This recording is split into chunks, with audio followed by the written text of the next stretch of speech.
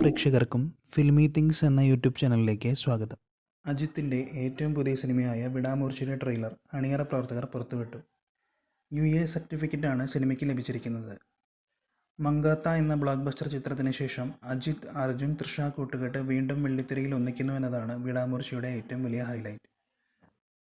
മകിഴ് തിരുമേനി സംവിധാനം ചെയ്യുന്ന ചിത്രത്തിൽ ആരവ്, റെജീന, കസാൻഡ്ര, നിഖിൽ എന്നിവരും പ്രധാന കഥാപാത്രങ്ങളെ അവതരിപ്പിക്കുന്നുണ്ട്.